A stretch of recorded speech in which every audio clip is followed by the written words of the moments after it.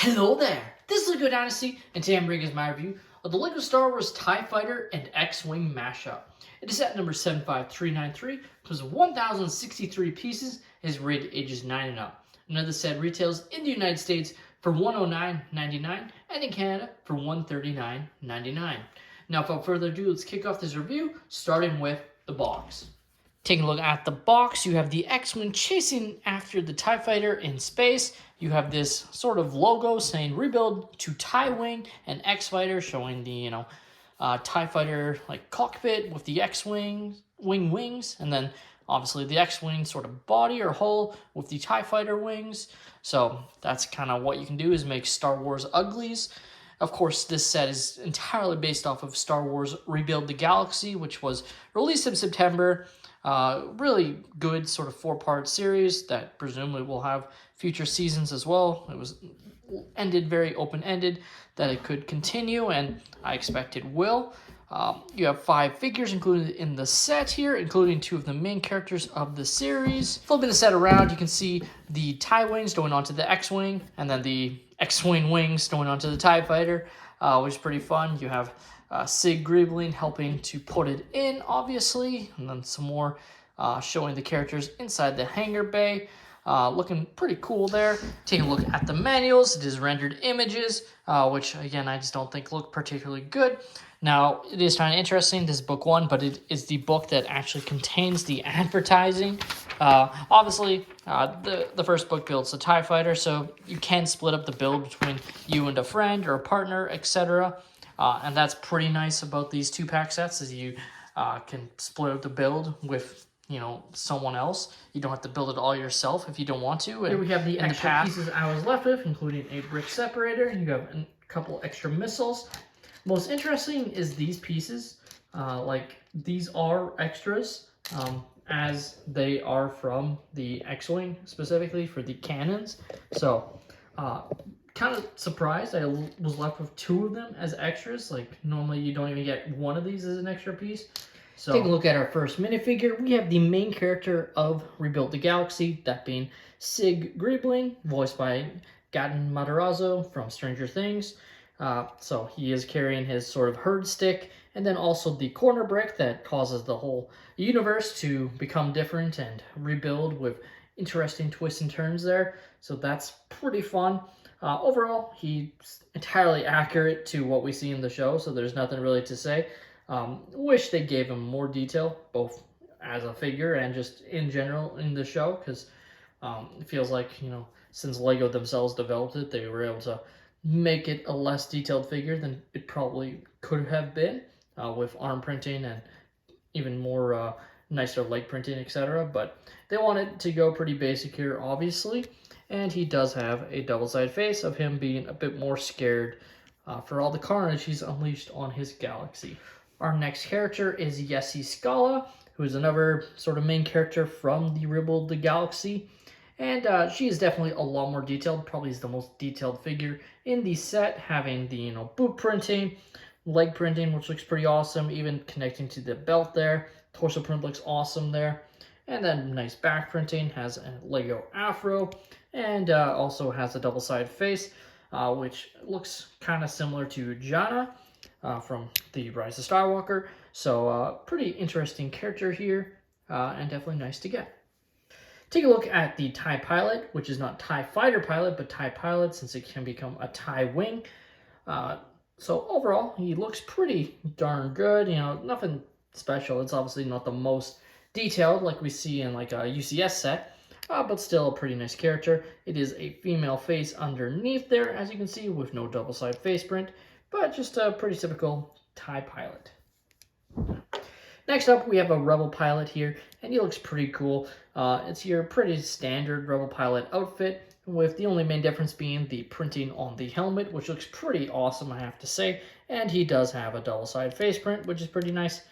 Overall, it's pretty standard pilot, but pretty nice to get. And lastly, we have our next astromech, which I kind of view as like almost McDonald's, just with the yellow and red.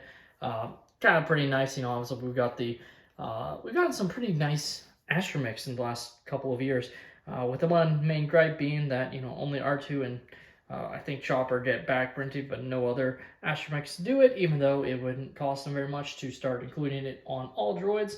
So that's the only disappointing thing, but I really love the color scheme. He's definitely a unique astromech to add to the collection, rather than, just a white and some accent color. Doing this yellow and red, I think, is really nice. And then obviously with the white on the top here is also good. It mashes pretty well together.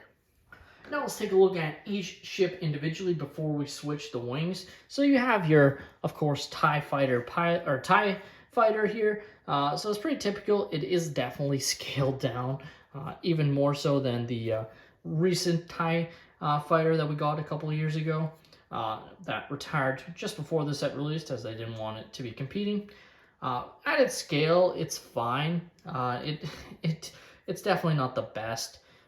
And I really hope, like, this is the smallest they'll get for these sort of minifigure scale ships, because this just feels too small. Like, you lose aspects, like this isn't see-through, so you can't see the pilot at all. It is a completely solid underneath.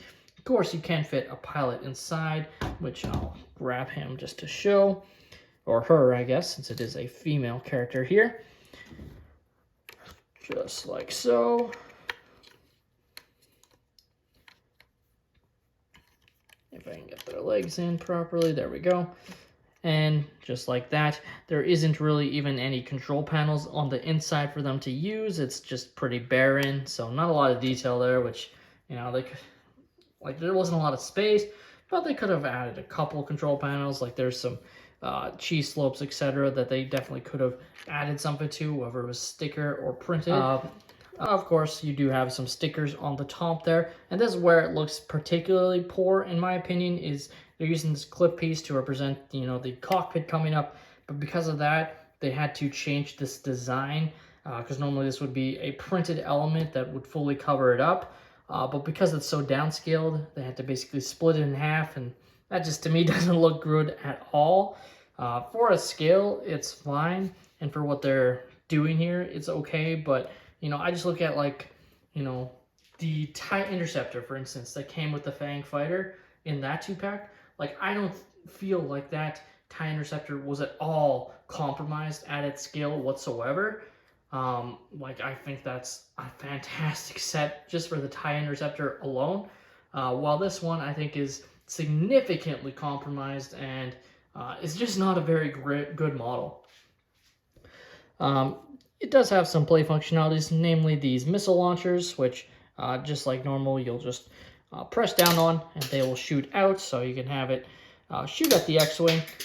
They give you one extra, as I showed, so in case you lose one, which is pretty nice, but there's no clip for you to add it anywhere, nor would you even want it to have a clip, because then it would kind of look a little bit weird since there's no place to hide it. But on its own, like, this is the TIE Fighter. Next up, we have the X-Wing, which I actually think is pretty good overall. It's definitely, again, like, pretty significant downscale to even the last model, in my opinion.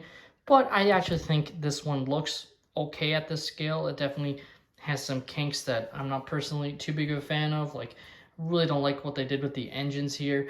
Feels like they really changed that to accomplish it being at this scale, more so than they probably even needed to, because I just think they look very, very early 2000s, and that's just something like, you had models that were improving for so long, and then they're willingly, going back to older building styles, especially with these two sets in particular, that I just am not a fan of. Like, if this was a 2-pack at the similar scale to even the last ones, even if it was the exact same models, I think that would have been a lot better. Of course, the main reason they changed so much of this is to accomplish switching the wings.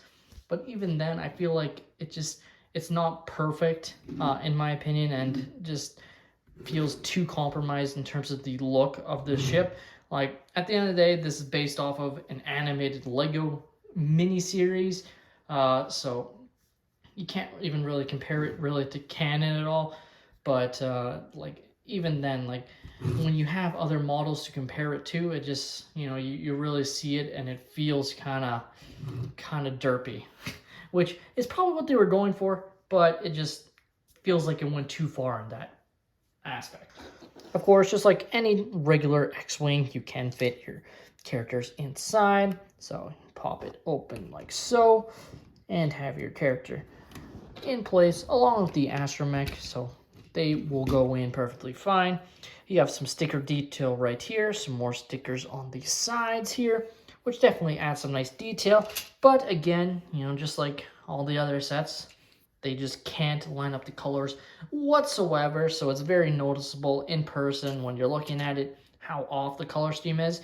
And it's why people keep saying, like myself, you know, if it's going to look that bad, print it. Like, because at the end of the day, like, it's, you know, it just, like, I can look at older sets and the color scheme would line up so much better. Something has changed in the last few years where these stickers just do not line up whatsoever, and it looks so much worse than it needs to, because it's a simple change in my mind for what they need to do to fix it. Even if it was just stickers, but just fixing it so it lines up closer. Like, it doesn't have to be perfect, but it's just such a, like, the way I describe it is like the rest of the Lego pieces, while they're white, they're more of a, you know, beige-ish white, while this is bright white, so it's very noticeable in person. And I just don't like when stickers look like that on these sets, because they didn't all have to, and they didn't used to. Take a look at the back engines here. They look, again, pretty fine, but like I said, kind of derpy, just because of how the design they had to choose here. You have a nice engine sticker piece there, and I actually like the overall design here. Like, yeah, it's very simplistic, but I think it works. And of course, you have the landing gear, which is pretty nice, that you can move into a slightly, you know, or into flying position, so you don't have to leave it up, which is pretty nice.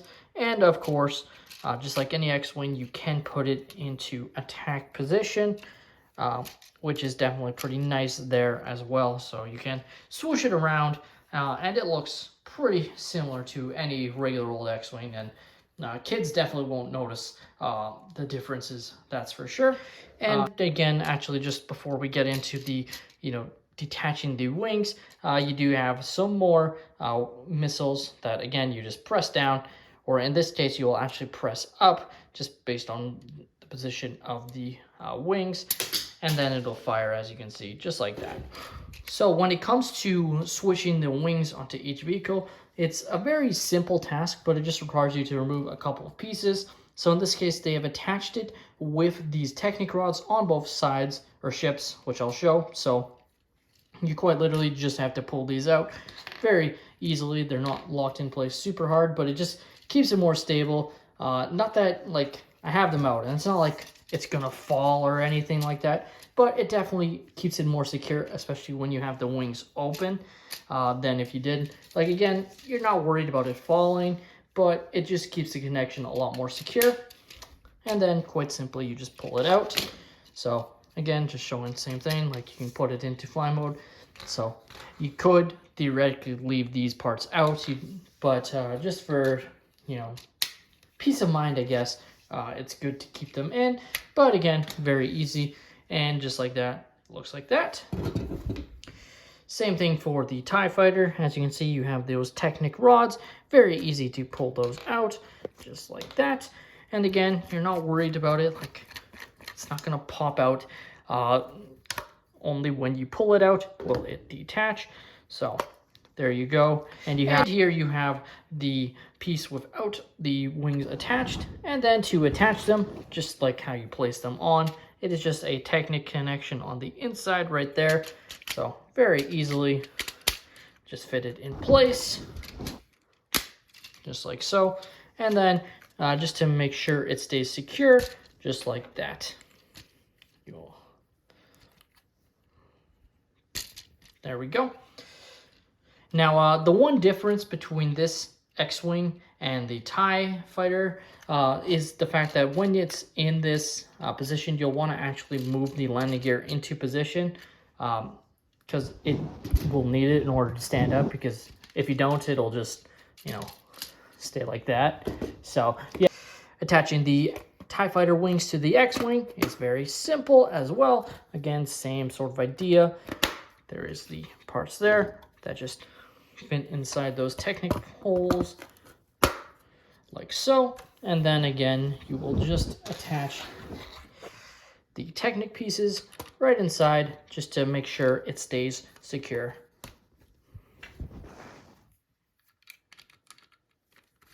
Just like so. Now this one, you don't even need to use this landing gear piece because as you can see, it's quite a lot, taller with the TIE Fighter wings. What's pretty nice about this design though, I have to say, is the fact that while it stands so far, there's enough support that it doesn't lean forward unless you push it yourself, obviously. But like on its own, like this isn't going to tip forward. I guess time will tell if eventually these parts will start to, just with gravity, weigh down more and pull it down. But right now, you're not going to have that issue at all, which is pretty nice. Even saying that, I feel like while some might leave it like this, I think a lot of people will put these TIE Fighter wings back on the TIE Fighter and X-Wing wings back on the X-Wing just while it's on shelves. While when they want to show off this sort of what you can do with it, then they can do that.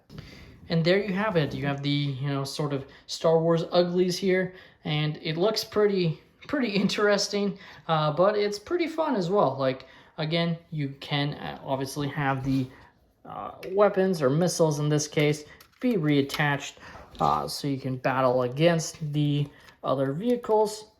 So just like that, you have the missiles relaunched in there, and then again, just like before, you can just press down and shoot it off. So same thing for the X-Fighter here, as you can see, as that is what they call it with the TIE Fighter, cockpit area with the X-Wing wings. So there you go. And this one looks, honestly, a little bit more normal in a way. I feel like, maybe just, especially from the back. While from the front, it obviously looks completely different. But from the back, I feel like you don't really notice that much of a difference. But it still looks pretty interesting. And again, you do have the missiles that you can fight against the opposing ship, just like before. The LEGO TIE Fighter and X-Wing Mashup is a pretty fun Rebuild the Galaxy set, though of the three released, it is my least favorite, and that's why I waited this long to pick up this set.